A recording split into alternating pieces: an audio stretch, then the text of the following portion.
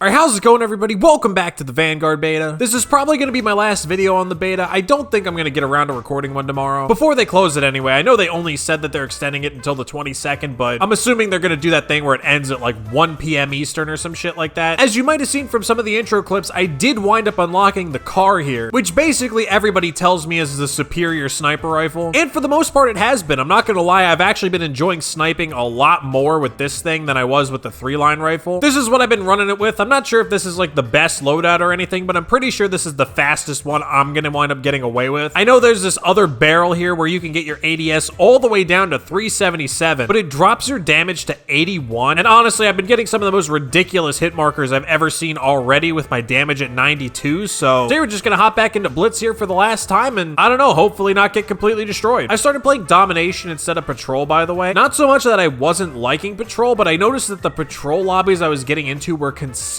sweatier for Blitz specifically than Domination. But yeah, speaking of hit markers with this car, dude, I don't know if other people have had a similar experience to me with this, but for me, the damage inconsistency with this thing is one of the most infuriating things I've ever had to put up with in a Call of Duty game.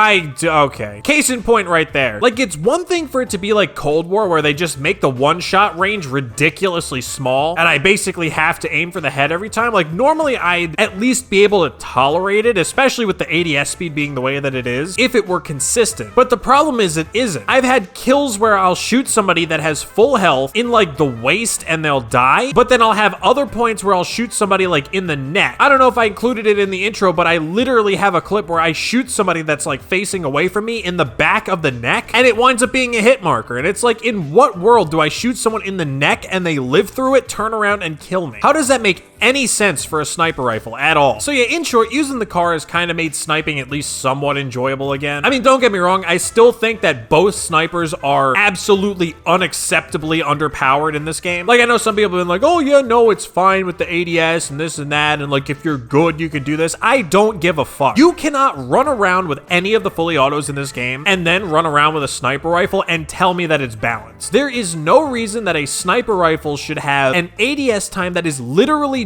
double the average time to kill with any other gun in the game, that has flinch so fucking bad that you can't hard scope at anybody. And in the case of the cars specifically, you'll just get random hit markers to the back of the neck. It's like I was saying in the last video, man, I have so much fucking fun when I run around with the fully autos in this game because they actually feel decent to use. And then I pick up a sniper and I get to put up with shit like this.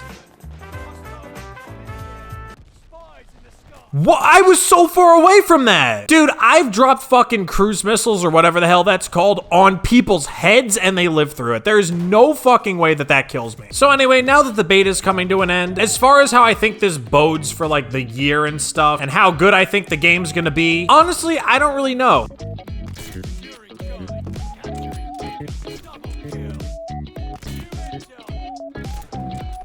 Hit marker. But yeah, honestly, it's hard to tell how the game's gonna be from this because, I don't know, for one thing, I feel like a lot of my biggest issues with this beta are things that have to do with performance specifically, and just basing it off the Cold War beta, I feel like a lot of these things are probably gonna wind up being fixed, and we'll see how much that affects a lot of other things that I don't like about it. But also, like, FOV is gonna be a big thing. Obviously, that'll make the game a bit more playable. The servers not being complete garbage, or hopefully not being complete garbage anyway, that'll help a lot of things as well, so honestly, I can't really judge.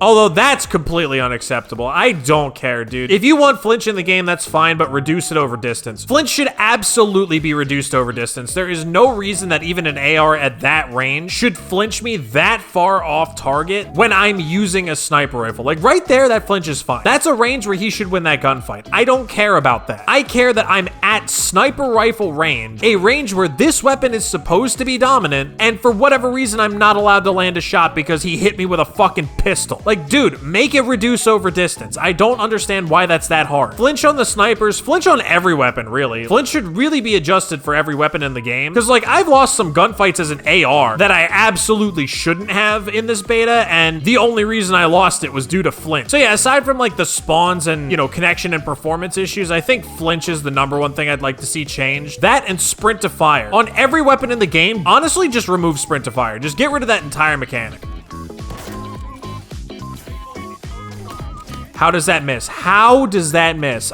Sprint to fire is just honestly one of the dumbest mechanics. Or at the very least, sprint to fire to this degree. Dude, the fact that, like, I can't fire my sniper for what, like 600, 700 milliseconds after sprinting? That's absurd. And that goes for every weapon in the game, by the way. Like, even the ARs are kind of ridiculous with the sprint to fire. There's no reason for it to be like that. It just makes the game play worse, you know? Because it essentially discourages you from sprinting, which by proxy discourages you from moving, which basically means the game's gonna play slower overall because people are afraid to sprint and get stuck in a situation where they can't fight back. Why would you want that in a game like Call of Duty? There's no reason. This isn't Counter-Strike. Let me fucking rush.